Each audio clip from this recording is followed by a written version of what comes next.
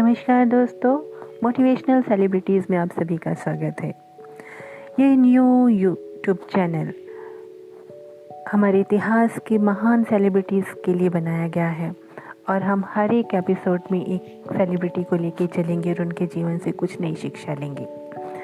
ये शिक्षा उन सभी स्टूडेंट्स के लिए, उन बच्चों के लिए और उन सभी लोगों के लिए है जो अपनी लाइफ में ये सोच करके रोते हैं, कट जाते हैं अपने एम से कि हमारे सामने तो बहुत सारी मुश्किलें हैं, लेकिन ये मुश्किलें तो आदिकाल से आ रही हैं। शायद आज हमारे पास जितनी फैसिलिटीज़ हैं, पुराने समय में वो नहीं थी, फिर भी उन लोगों ने उससे संघर्ष करा और अपने आप को महान बनाया। आज की एपिसोड में जिनका हम ले रहे हैं वो सबसे पहले महर्षि वाल्मीकि जी। वो वाल्मीकि जी जिन्होंने महाकाव्य रामायण की रचना करी सिर्फ एक ही छंद में। वाल्मीकि जी के को ऐसा ही कोई भारतीय होगा जिनको कोई परिचित ना हो, लेकिन उनके जीवन वृत्तांत के बारे में इतिहास खामोशी है। कुछ प्राचीन कृतियों के आधार पर उनके बारे में हमने कुछ विचार बना पाए हैं, कुछ ढूंढने की कोशिश करी है। महाकवि व्यास, कालिदास, भवभूति आदि ने वाल्मीकि जी की बहुत ही भूरी भूरी प्रशंसा करी है। भगवान वाल्मीकि जी के बारे में भिन्न भिन्न धारणा है। रामायण में स्वयं वाल्मीकि अपने आप को प्रचेतस का 10वां पुत्र कहते हैं। प्रचेतो सहम दशमें पुत्र राघव नंदन है। महाभारत में वर्णन आता है कि महर्षि च्यवन जो भार्गव ऋषि थे पर तपस्या करते हुए बाम्बी बन गई थी, ध्यान से उठने पर वे वाल्मीकि कहलाए। श्रीमद् भगवत पुराण में भी उन्हें वरुण का पुत्र कहा गया है। देवी भागवत पुराण में कहा गया है कि च्यवन ऋषि तपस्या कर रहे थे तो उनके ऊपर दीमक बाम्बी जम गई। काफ़ी सालों तक जब वे समाधि में रहे और दीमकों ने उनके चारों तरफ वाल्मीकि बाम्बी बन गई। ज्ञान होने पर जब वे बाहर निकले तो उन्हें वाल्मीकि पुकारा गया। वे वाल्मीकि के नाम से प्रसिद्ध हुए। ऐसा कोई ठोस प्रमाण नहीं मिला है कि ये सही कहा जाए कि वाल्मीकि जी कहाँ पैदा हुए थे। उनके बारे में एक और प्रसिद्ध कहावत है कि वे डाकू थे, लेकिन काफ़ी विद्वानों ने इस चीज़ का भी खंडन किया है कि इतने महान पुरुष डाकू हो ही नहीं सकते। उनके अगर जीवन का हम विस्तृत जानकारी में और डीप में घुसते हैं तो पता चलता है कि उनका नाम रत्नाकर नाम से प्रसिद्ध थे और वो एक डाकू बन गए, जंगल में आने जाने वाले लोगों को लूटा करते थे। लेकिन एक दिन उन्हें गुरु का आशीर्वाद प्राप्त हुआ और उन्होंने राम नाम का सिमरन चालू किया और उस तपस्या से उठने के बाद ही वे बाद में वाल्मीकि कहलाए। महापुरुषों का ये भी कहना है कि रामायण जैसा ग्रंथ कोई साधारण व्यक्ति नहीं लिख सकता। वे संभवतः ब्राह्मण कुल में ही पैदा हुए थे। वे संस्कृत के बहुत बड़े विद्वान थे जिन्हें व्याकरण, वेदों और दर्शन शास्त्र का पूरा ज्ञान था। भगवान राम जब सीता को जंगल में छोड़ने के लिए लक्ष्मण को भेजते हैं तो कहते हैं कि वहाँ वाल्मीकि मुनि का आश्रम है जो मेरे पिता के घनिष्ठ मित्र हैं। भगवान वाल्मीकि कोई साधारण व्यक्ति नहीं थे। उन्होंने तपस्या की थी। उन्होंने भगवान राम को कहा था, मैंने मन, कर्म, वचन से कभी भी पाप किया हो तो यह बात इस धारणा का खंडन कर देती है कि वे अपने प्रारंभिक जीवन में डाकू थे। उन्होंने सीता को पवित्र मानकर ही रखा था। वे सीता की अंतरात्मा की बात को जानते थे, इसीलिए उन्होंने कहा था, प्रचेतो सहम दशमें पुत्र राघव नंदने नोपाश्रया फलम तस्या दुष्टेम यदि मैथिली। अर्थात, हे राम, मैं प्रचेतस का 10वां पुत्र हूँ। यदि सीता में कोई कमी हो तो मुझे मेरी तपस्या का फल ना मिले। इन सभी बातों से साफ हो जाता है कि वाल्मीकि ऋषि जो अयोध्या के ही निकट तमसा नदी के किनारे रहते थे, वो बहुत बड़े विद्वान थे। रामायण को लिखने की भी एक अनुपम कहानी है।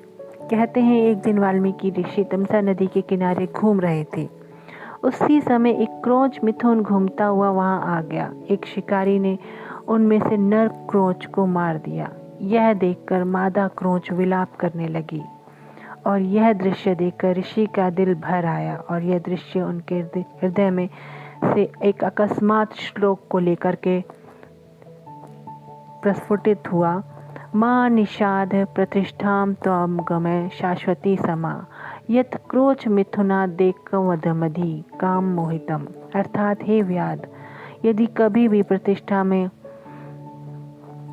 तुम्हें कभी भी प्रतिष्ठा नहीं प्राप्त होगी, क्योंकि तूने काम में रत क्रौच युगम में से एक नर पक्षी को मार दिया है। कहते हैं स्वयं ब्रह्मा जी ने उनके सामने प्रकट होकर वाल्मीकि को इस पद्मात्मक शैली में रामचरितमानस लिखने का आदेश दिया। उन्होंने राम की सारी कथा उसी एक छंद में गूंथ डाली। सारी रामायण प्रायः अनुष्टुप छंद में है। वाल्मीकि रामायण के 7 कांड हैं और इसमें 24,000 श्लोक हैं। विद्वानों की मान्यता है कि रामायण के प्रत्येक 1000 श्लोक का प्रथम अक्षर गायत्री मंत्र के क्रमिक अक्षर से प्रारंभ होता है। वाल्मीकि ऋषि जैसे महापुरुष का जो अस्तित्व है वो उनकी रामायण में ही झलकता है। उन्होंने एक ऐसा महाकाव्य की रचना करी जिन्होंने युगों युगों से रामायण को विश्वविख्यात बनाया और युगों युगों तक ये बनी रहेगी। एक महाकाव्य, एक ऐसा गगनचुंबी आदर्श प्रस्तुत किया जिसमें एक आदर्श पूर्ण पुरुष के रूप में राम को दिखाया गया और जगत वंदनीय सीता के रूप में नारी का रूप दिखाया गया है। ये भारतीय पत्नीत्व की सर्वोत्तम दीपशिखा है। जो बातें वेद, उपनिषद और पुराण में गूढ़ शब्दों में कही गई हैं, वे सारी बातें सरल और मधुर भाषा में रामायण में कही गई। वाल्मीकि ने जीवन में चरित्र को सबसे बड़ा स्थान दिया। राम के चरित्र को सर्वश्रेष्ठ मानकर रामायण की रचना की गई। यह ग्रंथ इस देश के लिए एक वरदान है। यदि महर्षि वाल्मीकि को जानना है तो रामायण को झांकना ही पड़ेगा। अगर राम के नाम हम लेते हैं तो उससे पहले हमें वाल्मीकि जी का नाम लेना पड़ेगा। मोनियर विलियम्स के अनुसार संसार के इतिहास में शायद ही ऐसा कोई ग्रंथ होगा जो वाल्मीकि रामायण से अधिक सुंदर और रमणीक हो। आज भी रामायण को हमारे जीवन में उतना ही महत्व है जितना पहले था। उनके महत्व और उपादेयता को देखते हुए किसी कवि ने ठीक कहा है कि जब तक सूर्य और तारे रहेंगे, रामायण और वाल्मीकि का नाम अमर रहेगा। आज की इस सेलिब्रिटी से, हमारी जो मोटिवेशनल सेलिब्रिटी हैं स्वामी वाल्मीकि जी, उनके जीवन से हमें एक शिक्षा अवश्य मिलती है कि अगर इंसान चाहे तो वो डाकू से भी महापुरुष बन सकता है और अपने ही कृतियों के से लोगों के सामने आदर्श प्रस्तुत कर सकता है। अपने ही कार्यों के, उनके एक कार्य रामायण की वजह से युगों युगों तक वो अमर हो गए और इसी तरह से मनुष्यों को भी ऐसे ही कार्य करते रहना चाहिए जिससे वो युगों युगों तक अमर रहे। इस वीडियो को बनाने में बहुत मेहनत लगी है। अगर आपको थोड़ा सा भी अच्छा लगे तो प्लीज़ इसे ज़रूर लाइक और शेयर कीजिएगा। मिलती हूँ अगली वीडियो में, तब तक के लिए नमस्कार।